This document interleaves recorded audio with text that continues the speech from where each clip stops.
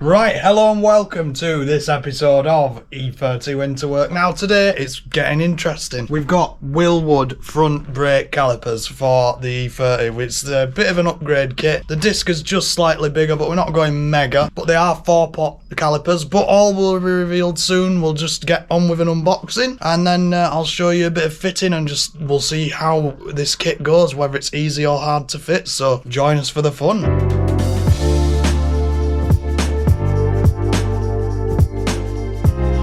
Right, so let's have a quick conversation on what we've got here. Now, here we have the Wilwood Dynalite forged 4-pot calipers, so those are going to be some good clamping power on those front brakes. Then we've got the brake discs underneath. I believe they're slightly bigger than the standard ones. I'm hoping they'll fit under the 14-inch wheels still. It does say some 14-inch to 15-inch wheels. We have gone with the smallest, so we can just sort of fit them under the small wheels because we like small wheels. And now we've got the brake pads. They're just the standard Wilwood ones, not gone with any mega brake pads because they wear out and I don't care, so you know we'll munch through brake pads. I'm not bothered. That's easy to change because these calipers make it easy to change. And then we've got the caliper bolt-on brackets here. They obviously adapt from the hub to the actual Wilwood caliper themselves, and then you've got all the hardware that goes with it. I don't know if there's any instructions, but it seems fairly self-explanatory, so let's crack on.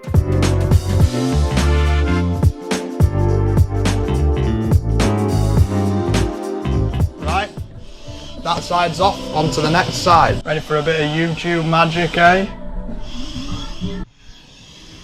Ta-da! More YouTube magic, pretty good at this stuff, so let's clean it up and get the new ones on. There's quite an interesting comparison I was looking forward to, the new and the old disc next to each other. Now you can see that from the new and the old disc, there's not really a lot of size difference, which is good, because it might still go under the wheels. As you can see here, there's sort of not really a gap there, but there's a bit of a gap there for ventilation, so these discs might, you know, perform a bit better. Just thought it'd be interesting to note. So the first thing we're going to do onward from taking the old brakes off is get these brackets bolted on. Now you've got that one and that one. Now they are not sided. I'm pretty sure they're not sided. I don't know, but I think they're not sided. The other interesting thing to note is that the Wilwood calipers are also not sided. In the hardware kit we've got some these ones I can imagine bolt the bracket on, and these ones bolt the caliper on, and you've got the assortment of washers to go with. So let's get the bracket bolted on and just get assembling. Right, so first up's this bracket. Now did just sort of test fit those to see whether it went there or there, and it turns out it goes there, like so. So let's get that bolted up.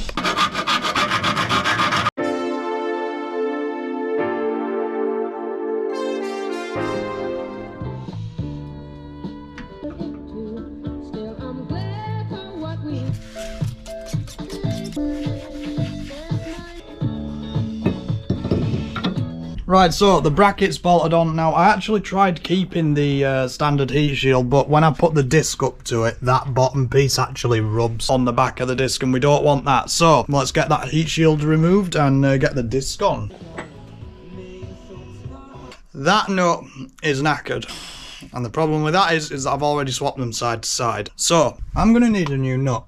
And the wheel bearings, well, they're alright, but I've replaced the back ones, so I may as well do the front ones, just for the sake of it while I'm here. We're going to call it a day on fitting the Wilwood kit, because I'm going to need some new front wheel bearings. So, it's now Sunday, so we'll probably cut to next Thursday when I've got some new wheel bearings, hopefully. We'll crack on with it then. Right, welcome back. It's a week on now, and well, we've got wheel bearings at last. So here we have them. Look at them beauties. All torqued on. ABS ring for my non-existent ABS sensor, so they're the same anyway. But yep, all torqued on to spec. 290 newton meters in the front, 200 newton meters in the rear. They're ready to go. So next thing is, well, obviously we need to fit the brakes, but on the front, we're going to be replacing the roll bar and the lollipop bush, which is there. So I thought, well, while the brakes are out of the way, I may as well have a crack at those, because how hard can it be? We say that we're going to be stuck in here forever. But here's the new roll bar. Lovely big thing. Way thicker than the original one. That is a white line anti-roll bar. And then we've got Powerflex lower lollipop bushes with the offset centre for the matching M3 alignment then. So I think it just gives it more of something. So let's crack on with it. Ah, as tight as that. Whoa! There we go.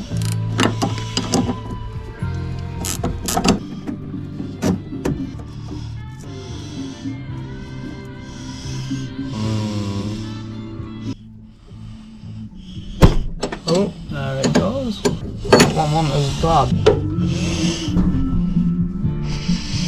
Jesus.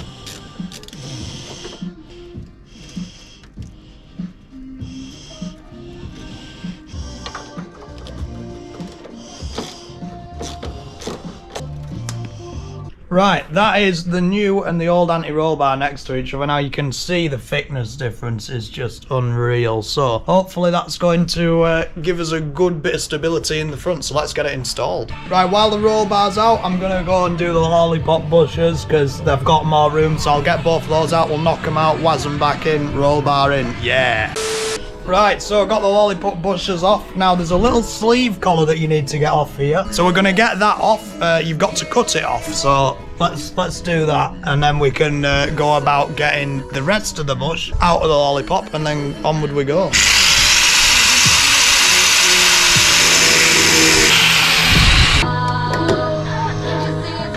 Ta-da!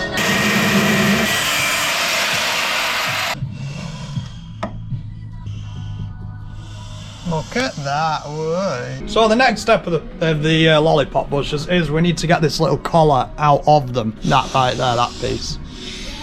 Now, the special trick that we learned when we were doing the rear of the cart was to put the hacksaw blade through it and cut it. So that's what we're going to do. Take your blade off.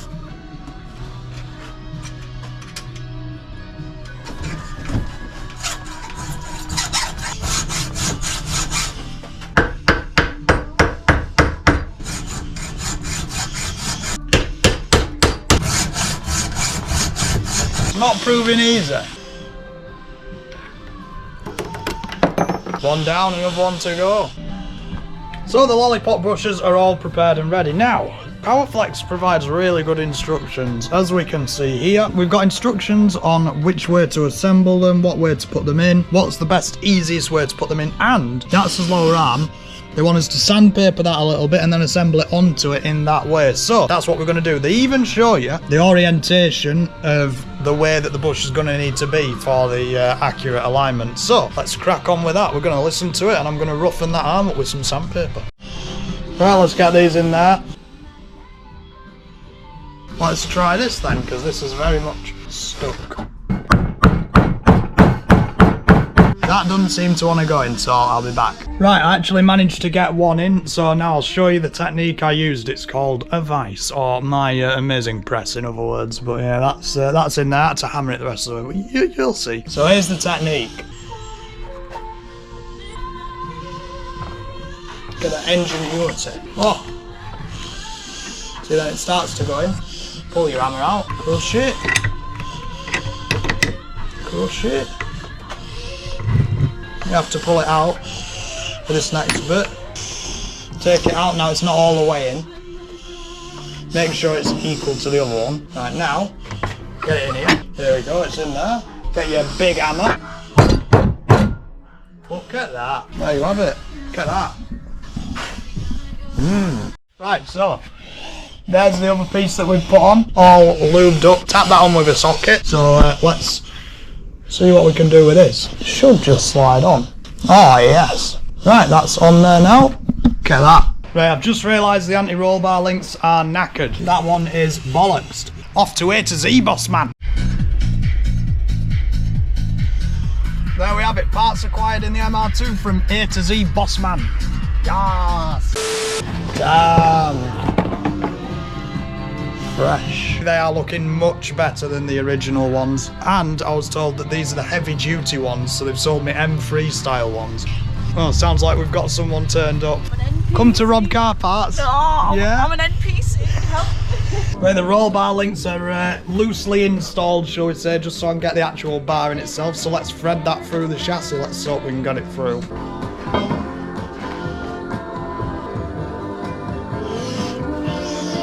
I forgot that I'd left the lower arms sort of hanging, so that made it really easy. I don't know if I'd have got it in otherwise because it is thicker. Anyway, I'm going to get the D-bushers on, get it in place. Right, so that's it for tonight on doing the E30. Now, I managed to get the actual poly bushers bolted up, which is looking great, but the roll bar's giving me issues. I don't know what's happening, but I cannot get the D-bush. Can't get the D-bush to sit right in there at all. So, looks like we'll have to come back to that another day and do a bit of research.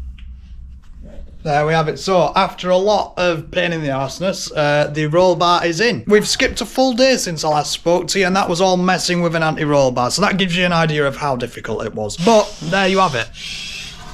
That is very tight in there. They are sat at a very bad angle because of how low the car is. So, I think at some point we're going to change the roll bar link and mount it a little bit lower, because that being up there like that is going to cause a lot of stress in the wrong dimensions, angles, whatever word you want to use. Now we're going to move on to the front brakes. Let's start by fitting the bracket on now. I have actually done the other side just so I can figure out what I'm doing off camera. Anyway, let's crack on with it. To start out, after stripping it, what you're presented with is all your bits and bobs. What I'm going to do is you need to put the bracket on the caliper, and then put your disc on, and then put your caliper on. So that's what we're going to do.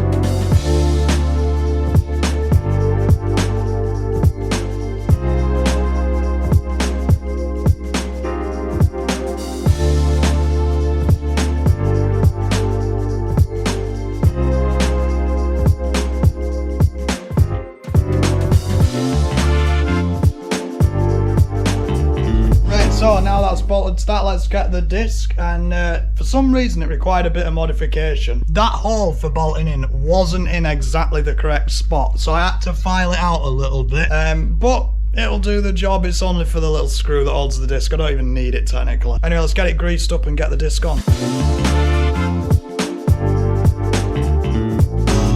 Right, that's looking good now the disc is on, so let's get the caliper bolted on next. We're going to use Loctite as well.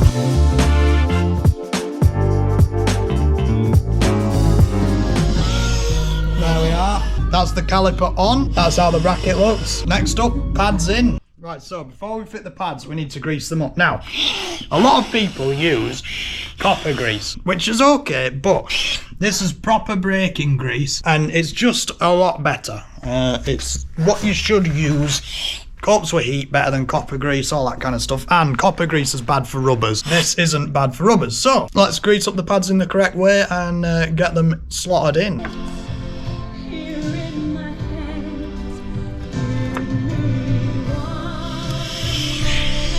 Very good.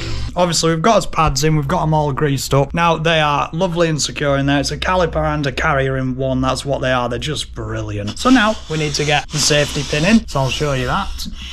There we go. This is a one. It's up to you which way you put this. We're upside down. Shit.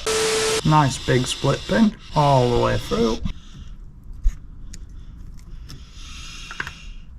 Bend it with your fingers, I think. There you go, look at that. Next up, brake hose. Right, so here we've got our Hell brake line. It is a 1/8 27 MPT, some really weird American fitting. Anyway, it suggests on here to wrap it in the PTFE tape, which is there. It won't focus, but that's what we're going to do. It says wrap twice. That's what I've done on the other side. Let's get some of that tape wrapped around it, fit that fitting separately to the hose, and then fit the hose. There we are, that's that wrapped around there.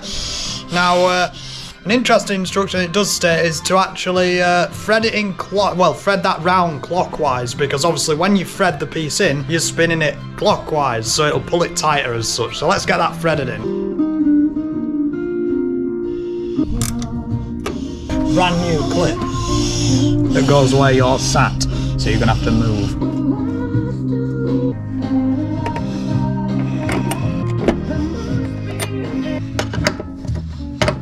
That's on. Now, you've got to get this. So you don't want it sat like that. You want it kind of like that. Got to bear in mind the wheel runs here. We're probably going to zip tie it to that. But for now, we'll get it like that.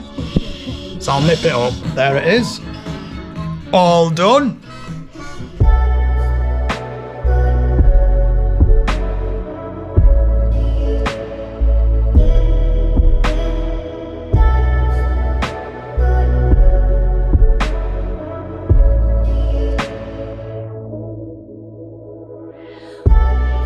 Right, Right, so that is it for the Willwood brake install. Now, I hope you enjoyed the video. I've learned quite a bit this video. Now, as you can see, it's not fully done just yet, and we're not going to have a chance to road test it till I've bled the brakes and put the exhaust back on. It's quite close now is the Bimmy project, so hopefully we'll be looking at next video after this Willwood video. We'll be finishing it up and probably getting it on the road, which I'm really excited for. Now, I'm running into a little bit of an issue though, I must say. There's a bit of that lip there.